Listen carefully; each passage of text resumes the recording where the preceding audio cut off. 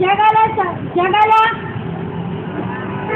येथे उपस्थित पाहुणे मंडळी व माझ्या बंधू सर्वांना माझ्या नमोबुद्धाय जय भीम. आपल्याला माहितच असेल की आज डॉक्टर भीमराव आंबेडकर यांच्या 124व्या जन्मजयंतीनिमित्त आपण सर्वांना हार्दिक वाढदिवस शुभेच्छा. मित्रांनो, आपल्याला माहिती असेल की रामजी सुभेदार व भीमाई यांच्या घरी 13 अपत्ये जन्माला आली होती, परंतु काही ना काही कारणास्तव त्यांचे निधन झाले व 14 एप्रिल 1891 साली महू गावात भीमाईच्या पोटी बापाचा जन्म झाला. असा आपल्या भीमरावचा जन्म झाला. म्हणून म्हणतात मित्रांनो, किसी के पेट से पाप पैदा हुआ है तो किसी के पेट से पाप पैदा हुआ है, लेकिन मेरी भीमाई ऐसी माँ थी यारो जिसके पेट से बापों का बाप पैदा हुआ है, बापों का बाप पैदा हुआ है. शाळेच्या बाहेर भीमराव बसायचा, फळ्यावरचा अभ्यास मात्र मनावर ठसायचा. तो ब्राह्मण गुरुजी त्याला बघून हसायचा, कारण कालचा महसूर्य त्याला माझ्या भीमामध्ये दिसायचा. लहानपणी आईने सांगितले जय भीम बोलायचे, माहीत नव्हते ते का बोलायचे. शाळेत जाऊ लागलो तर पहिल्या पाठावर बसायचे. शिकता कळाले भीमराव माझे बाहेर बसून शिकायचे, तरी आईने सांगितले जय भीम बोलायचे. शाळेत जाऊ लागलो तर पुस्तक आणि दप्तर असायचे, परंतु माझ्या भीमाकडे तर पुस्तकच नसायचे, तरीही भीम शिकायचे. म्हणून आईने सांगितले जय भीम बोलायचे. आज कळाले उपकार भीमाचे, त्यांनी बंध तोडले गुलामीचे आणि जीवन दिले तुम्हा आम्हाला मानवतेचे. म्हणून आईने सांगितले मरेपर्यंत जय भीम बोलायचे. भीमाचे उपकार कधी न विसरायचे. मित्रांनो, आपल्याला माहिती असेल एका स्त्रीमुळे रामायण घडली. रावणाने सीतेचे हरण केले व त्या सीतेच्या शोधात राम निघाले. त्या रामाची मदत हनुमान करायचे. हनुमान खूप बुद्धिशाली व शक्तिशाली होते. हनुमानाने बुद्धीचा उपयोग करून हनुमानची लंका जाळून टाकली व शक्तीचा उपयोग करून आपल्या हाताच्या एका बोटावर हिमालय पर्वत उचलून आणला. मग जेव्हा भारतामध्ये इंग्रजांचे आगमन झाले तेव्हा काय हनुमान रिटायर झाले होते, त्यांची मागणी कमी झाली होती. मित्रांनो, संताला काही मार्ग सुटला नाही. कहते हैं पवन पुत्र हनुमान ने अपने हाथ से एक उंगली पे हिमालय पर्वत उठाया था. कहते हैं पवन पुत्र हनुमान ने अपने हाथ से एक उंगली पे हिमालय पर्वत उठाया था, लेकिन मेरे भीम ने पेन की नोक पर सारा भारत उठाया था. मित्रांनो, रमाईविषयी आपल्याला माहितीच असेल. रमाई या भीमाच्या धर्मपत्नी होत्या. रमाई रात्रंदिवस मेहनत करून, कष्ट करून, उपाशी राहून, एवढे की कांद्यासोबत भाकर खाऊन स्वतःचे जीवन पसार करत होत्या, परंतु माझ्या भीमाच्या शिक्षणाला सहवास करीत होत्या. माझ्या भीमाच्या शिक्षणाला पुढाकार देत होते. म्हणून त्या रमाबाई या नावाने तुम्ही आणि या जगाने आई नाव दिले आणि आज या जगाची आई ठरली आहे. पीपल के नीचे बैठे तो कोई बुद्ध नहीं हो सकता, जिन अस्पृश्यों को पिलाए पानी तो कोई ज्योतिबा नहीं हो सकता, गांव गली में मारे झाड़ू तो कोई गाड़गे बाबा नहीं हो सकता, और बैरिस्टर की पदवी करके आए हासिल तो इस दुनिया में नया आंबेडकर पैदा नहीं हो सकता.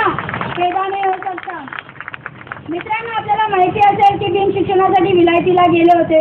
9 वर्षाचा अभ्यास माझ्या भीमाने फक्त 3 वर्षात केला होता. डॉक्टर भीमराव आंबेडकर यांनी BA, BSc, MA, DSc, PhD, LLD, D.Litt, barrister of law या सर्व पदव्या प्राप्त केल्या होत्या. तलवार एक धारी तर भीम माझा दुधारी होता. एकटाच भीम माझ्या लाखांना भारी होता. साऱ्याच्या पुढाऱ्यांना बापाचा धाक होता, कारण भीमराव माझा बापाचा बाप होता.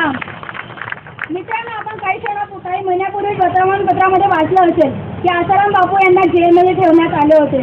हायकोर्टमध्ये जेव्हा आसाराम बापू दलील करत होते तेव्हा येथील जज साहेबांनी त्यांना प्रश्न विचारून टाकला की आसाराम बापू, लोक तुमची पूजा करतात, लोकांनी तुम्हाला देवाची जागा दिली, तरी तुम्ही हे कार्य का केले?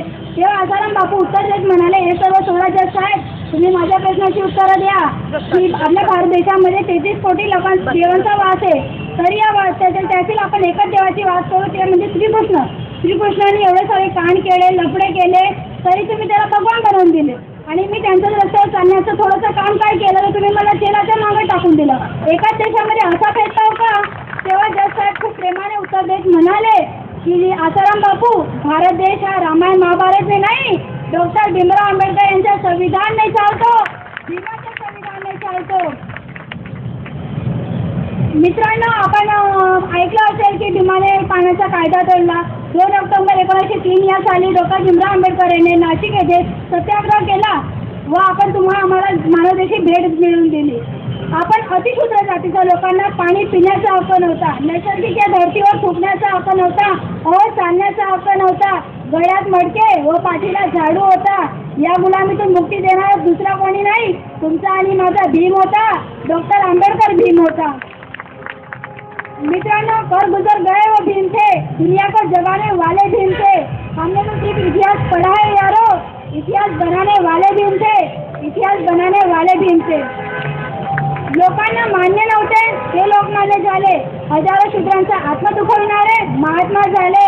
ज्यांनी कधी हातात तलवार घेतली नाही ते हृदय सम्राट झाले. परंतु बाहेर बसून शिक्षण घेणारे डॉक्टर भीमराव आंबेडकर हे देशाचे शिल्पकार झाले, भारत देशाचे शिल्पकार झाले. 10वी नापास झालेला मुलगा सचिन हा क्रिकेटर झाला, पेट्रोल पंपावर काम करणारा मुलगा अंबानी झाला, परंतु बाहेर बसून शिक्षण घेणारा डॉक्टर भीमराव आंबेडकर हा देशाचा शिल्पकार झाला, भारत देशाचा शिल्पकार झाला. मित्रांनो, डॉक्टर भीमराव आंबेडकर आपल्याला संदेश देत म्हणाले होते की 100 वर्ष वाघासारखे, 100 वर्ष खेड्यामेड्यांसारखे जगण्यापेक्षा एकच दिवस वाघासारखे जगा.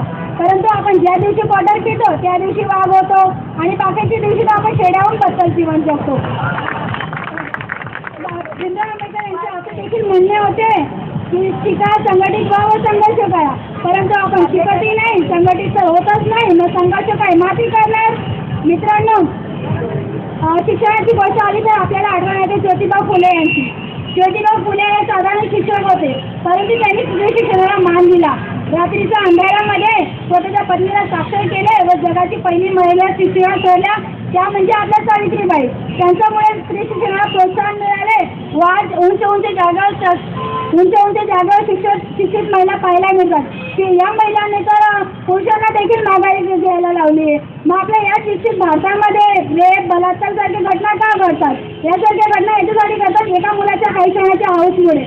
एका मुलाची काही क्षणाची हाऊस त्या मुलीचे आयुष्य व तिच्या परिवाराचे आयुष्य तर बर्बाद करूनच ठेवते, परंतु समाजातील अनेक मुलींवर बंधने आणतात. जसे की मुलींना कमी प्रमाणात शिकवले जाते, त्यांना अधिक शिक्षण दिले जात नाही, स्त्री भ्रूण हत्या, बालविवाह यासारखी घटना घडलेल्या आपल्याला पाहायला मिळतात. याचं कारण काय ठरतं? एका मुलाची काही क्षणाची हाऊस.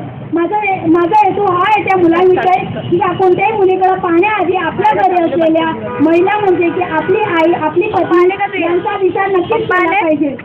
मित्रांनो, एवढं सांगायला माझी औकात नाही की मी इथे येऊन काही 2 शब्द बोलू शकते. आपली औकात नाही की आपण हे सगळे कपडे घालू शकतो. आपल्याला हा मान देऊन गेलेला दुसरा कोणी नाही तर डॉक्टर भीमराव आंबेडकर हेच आहेत. भीमराव आंबेडकर हेच आहेत. मला देखील इथे येऊन बोलण्याची काही हौस नाही, परंतु मला प्रोत्साहन देणारे दुसरेच कोणी नाही. माझे कुटुंबजन म्हणजे की माझे आई वडील व माझे भाऊ हेच आहेत. माझे काही शब्द कुणाला ठार चमकले असतील तर मी माफी मागते. एवढं बोलून मी माझे 2 शब्द संपवते. सर्वांना माझा नमो बुद्धाय. जय भीम. एवढा अभ्यास आहे 5 मुलीचा.